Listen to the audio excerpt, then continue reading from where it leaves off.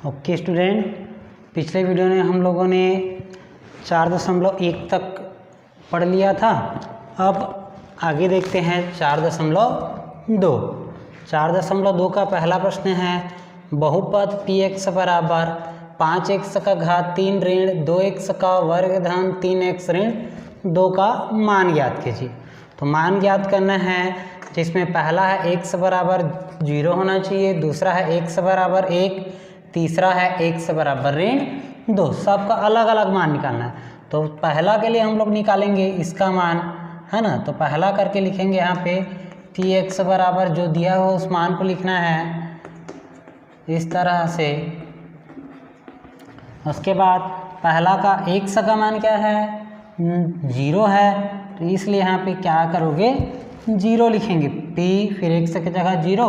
अब x के मान की जगह हर में क्या करना है, 0 रखते जाना है। 0 का वर्ग धन 3 फिर 0 ऋण 2। अब आगे ये 5, इसका मान क्या हो जाएगा, 0 हो जाएगा, इसका भी मान 0 होगा और इसका भी मान क्या होगा, 0 होगा। अब आगे हल करते हैं, ये 0 और ये 0 सब, है ना, लास्ट में लिखेंगे तब इसका उत्तर हो जाएगा ऋण 2। उसी तरह से अब आगे ये था पहला के लिए। अब इसी को यदि दूसरा के लिए बनाते हैं, दूसरा के लिए बनाएंगे तब यहाँ पे p x की जगह क्या रखेंगे, 1 रखेंगे।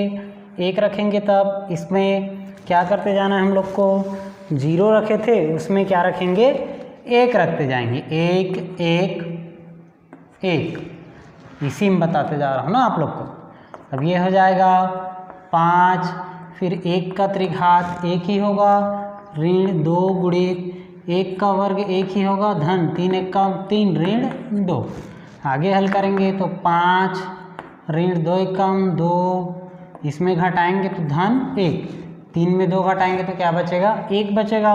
अब आगे ये दोनों धनात्मक हैं तो दोनों को जोड़ देते हैं, तो 6 ऋण 2 बराबर 4। ये हमारा दूसरा का आंसर हो गया। उसी तरह से यदि हम लोग को तीसरा का निकालना है, तो तीसरा का निकालना रहेगा तब क्या करेंगे, इसमें हम लोग को क्या करना पड़ेगा तीसरा के लिए। तो तीसरा के लिए भी इसी तरह से एक बार प्रश्नों को लिखेंगे, उसके बाद यहाँ लिखेंगे p फिर x की जगह क्या, ऋण 2। तो यहाँ लिखेंगे 5 ऋण 2 का घात 3 ऋण 2, फिर क्या होगा, x की जगह ऋण 2 का वर्ग धन 3 फिर ऋण 2 ऋण 2। अब आगे 5, इसका त्रिघात कितना होगा, तो 8 होगा, लेकिन ये क्या होगा, ऋण 8 होगा। क्यों होगा, क्योंकि घात यदि विषम रहते हैं और ऋण रहेगा तो वह ऋण का ऋण ही रहता है। अब ऋण 2 गुणित ये 2 का वर्ग करेंगे तो 4, लेकिन ये क्या होगा, धन 4 होगा। क्यों होगा, क्योंकि इसका घात क्या है, एक सम संख्या है। उसके बाद इन दोनों का गुणा कर देते हैं तब क्या हो जाएगा, 2 तिया 6 और धन और ऋण का ऋण 2।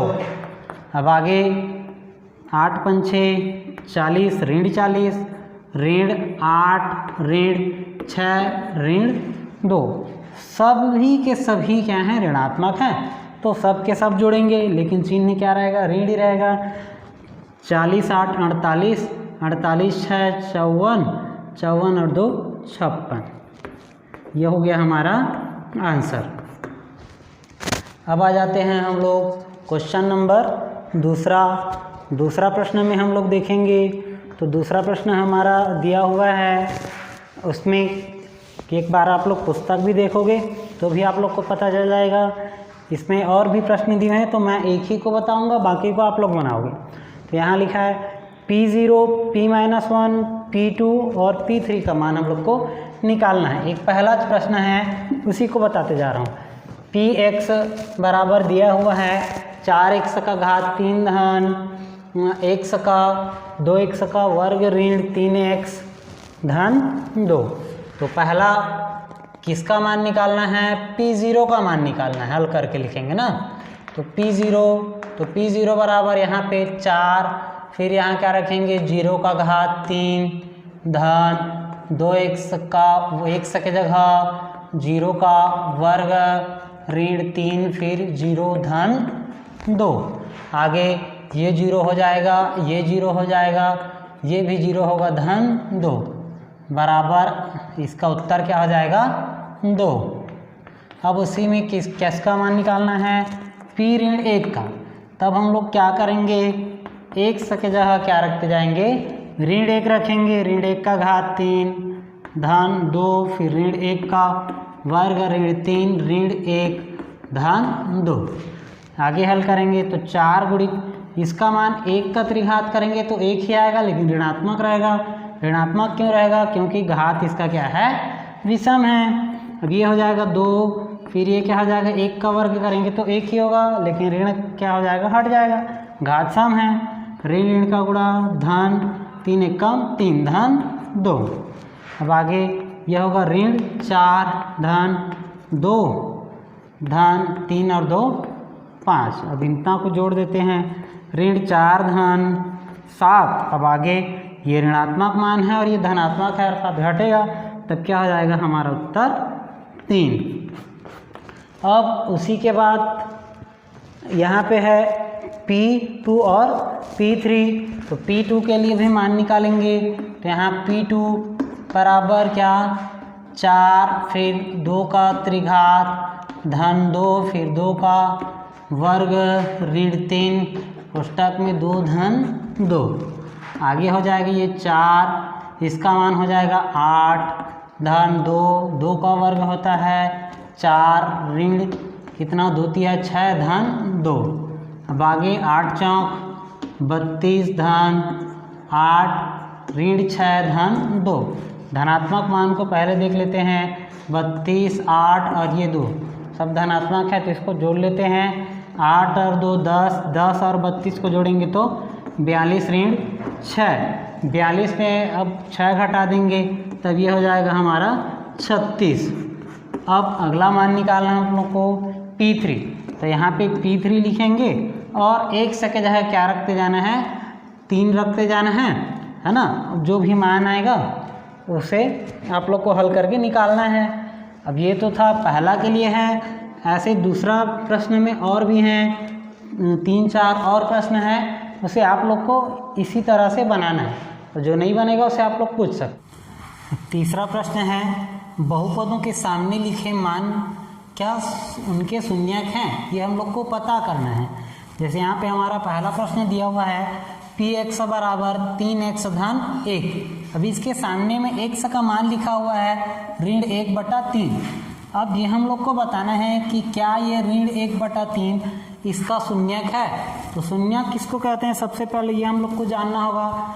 मान लीजिए यहाँ पे कोई मान आया है हमारे पास, x बराबर ऋण 1/3 है। इस मान को यदि हम लोग इसमें रखते हैं, अगर रखने पर इसका मान 0 आ गया तब यह शून्यक है, अगर 0 नहीं आया तो शून्यक नहीं है। इसी को हम लोग को पता करना है। तो इसमें मैं 4 प्रश्न लिया हूँ, है ना, इतना को बना के बताऊँगा, बाकी को आप लोग को बनाना है। पहला से देखते जाते हैं। पहला हमारा है px बराबर कितना दिया हुआ है, px बराबर है हमारे पास 3x धन 1। अब इसको पता करना है शून्यक है या नहीं, किसके लिए, तो ऋण 1/3 के लिए। तो यहाँ 1 की जगह हम लोग को मान को रखना पड़ेगा ऋण 1/3। यहाँ 1/3 रखते जाते हैं, अब ये हो जाएगा, ये 3 और ये 3 कट जाएंगे। अब यहाँ बचेगा ऋण 1 धन 1 बराबर हो गया 0। ऋण 1/3 को इसमें रखने पर हमारा मान क्या आया, 0 आया। तब हम लोग लिखेंगे अतः ऋण 1/3 px बराबर 3x धन 1 का शून्यक है। अगर 0 नहीं आता तब यहाँ पे लिखते ऋण 1/3 px बराबर 1 धन 1 का शून्यक नहीं है। अब उसी तरह से दूसरा के लिए ले लेते हैं। दूसरा हमारा है px बराबर x धन 2 और x का मान क्या दिया हुआ है, ऋण 2 दिया है। तो यहाँ पे x की जगह ऋण 2 रखेंगे, ऋण 2 धन 2 बराबर क्या हो जाएगा 0। तब इसको भी इस तरह से लिखेंगे, अतः ऋण 2 px बराबर x धन 2 का एक शून्यक है। तीसरा देख लेते हैं, हमारे पास है pr बराबर है 3r स्क्वायर माइनस 1। अब r का मान दे दिया हुआ है ऋण 1/3 और धन 1/3। तो तीसरा के लिए मान हम लोग लिखेंगे, तीसरा का मान pr बराबर है 3r स्क्वायर माइनस 1। अब r का 2 मान दिया हुआ है तो यहाँ लिखेंगे p, फिर एक बार माइनस के ले लेते हैं ऋण 1/3। अब इसमें मान को रखेंगे तो ये हो जाएगा ऋण 1/3 का वर्ग ऋण 1। अब आगे देखना है 3 गुणित ये ऋण का क्या हो जाएगा धनात्मक हो जाएगा, और ये वाला मान हमारा क्या हो जाएगा, यहाँ पे करणी 3 का वर्ग करेंगे तो ये क्या होगा पूरा 3 ऋण 1। अब ये और ये कट गया, तब क्या आया 1 ऋण 1 बराबर 0। इसमें भी 0 आया, तब हम लोग मानेंगे कि अतः ऋण 1/3 pr बराबर r 3r का वर्ग ऋण 1 का शून्य है। अब उसी तरह से ये तो था किसके लिए ऋण 1/3 के लिए। अब उसी को किस में लेते हैं धन 1/3। तो यहाँ मैं ऋण को हटा देता हूँ तो धन 1/3 हो गया। अब यहाँ पे भी ऋण, तो यहाँ ऋण को हटाया ये धन है तो भी मान इतना अच्छी आएगा। अब इसको भी कटा के हम लोग सॉल्व करेंगे तो हमारा मान क्या आएगा 0 आएगा। तो इसमें फिर से लिखेंगे कि अतः 1/3 भी p बराबर r pr बराबर 3r का वर्ग ऋण 1 का शून्य है।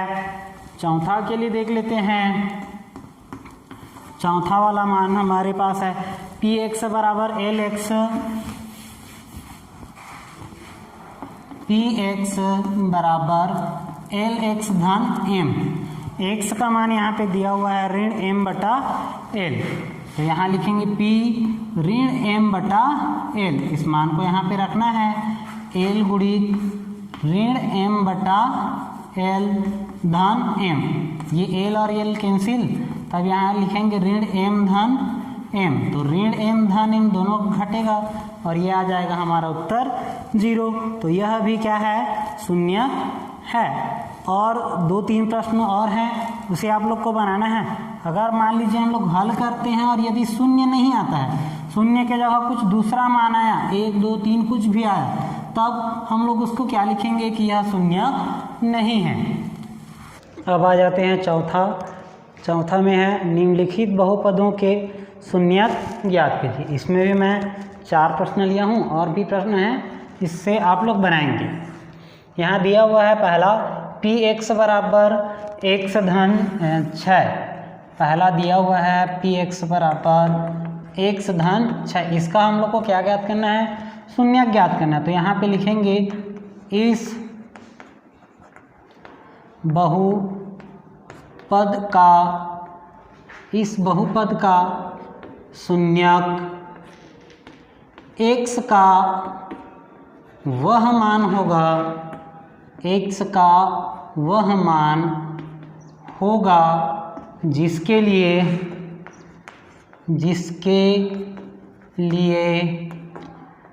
px बराबर 0 हो। यहाँ पे x का वह मान होगा जो px बराबर क्या होगा 0 होगा। अर्थात यहाँ पर लिखेंगे px की जगह हमारा मान क्या है x धन 6 बराबर क्या होना चाहिए 0। अब यहाँ से x का मान हम लोग को निकालना है, तब x बराबर ये धन 6 है, इधर जाके हो जाएगा ऋण 6। अब यहाँ ये जो x का मान आया यही इसका क्या है शून्यक है। तो अब यहाँ पे लिखेंगे अतः इस बहुपद का शून्यक क्या है ऋण 6 है। अब उसी तरह से दूसरा को देख लेते हैं। दूसरा में भी क्या है pt बराबर क्या दिया हुआ है at। तो यहाँ फिर से लिखेंगे इस बहुपद का शून्यक x का वह मान नहीं लिखेंगे, यहाँ पे t है तो यहाँ पे लिखेंगे इस बहुपद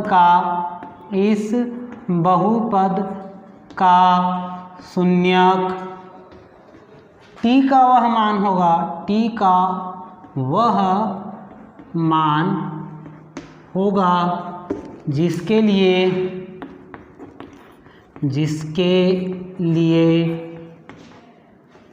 पी टी बराबर क्या होना चाहिए, 0 होना चाहिए। अब यहाँ लिखेंगे अर्थात ए टी बराबर क्या, 0। अब यहाँ से टी का मान निकालना है तो टी को यहीं पे रखेंगे, ए को इधर पक्षांतर करेंगे तो यहाँ गुणा है तो ये क्या हो जाएगा, भाग के रूप में। अब यह हो जाएगा टी बराबर क्या होगा, 0। ये हमारा उत्तर हो गया, है ना। तो इस बहुपद का शून्यक क्या होगा, 0 होगा। अब तीसरा आ जाते हैं, तो तीसरा में देखेंगे दिया हुआ है पी आर बराबर सी आर धन डी, जहाँ क्या है, सी बराबर 0 नहीं होना चाहिए, सी का मान 0 नहीं रहना चाहिए, कंडीशन है। तब तीसरा के लिए देख लेते हैं हम लोग, पी आर बराबर सी आर धन डी है ना। तो यहाँ फिर से लिखेंगे इस बहुपद का शून्यक, इस बहुपद का शून्यक। अब यहाँ पे आर है तो यहाँ क्या लिखेंगे, आर, है ना। आर का वह मान होगा, आर का वह मान होगा जिसके लिए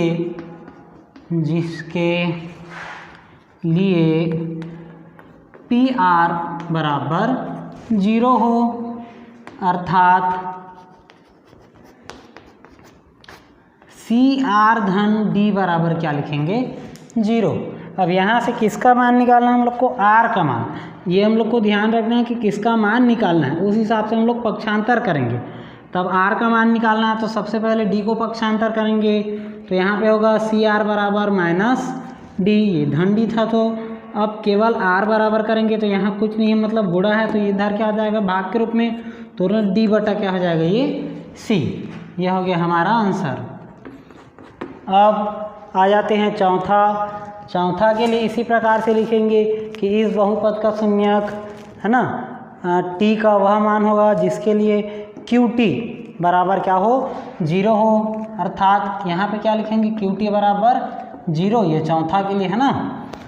तो यहाँ लिख देंगे हम लोग अर्थात करके, अर्थात 1/2 टी ऋण 2/3 बराबर 0। अब इसमें किसका मान निकालना है, तो टी का मान निकालना है। यहाँ लिखेंगे 1/2 टी बराबर ऋण 2/3 है, इसको इधर पक्षांतर करते हैं तो ये हो जाएगा धन 2/3। अब यहाँ देखेंगे 1/2 टी के साथ गुणा के रूप में है, अब इसको उधर लेके जाएंगे तो यदि बटे के रूप में रहते हैं तो इसके अंश और हर को हम लोग क्या कर देते हैं, परिवर्तित कर देते हैं। तो ये हो जाएगा 1/2 का 2/1। अब इसको आगे हल करेंगे तो टी बराबर 2 दूनी 4 और यह हो जाएगा 3 एकम 3। यह हो गया हमारा आंसर। इसी प्रकार से और भी प्रश्न है, इसे आप लोग को बनाना है और जो भी नहीं बनेगा उसे आप लोग पूछ सकते हैं।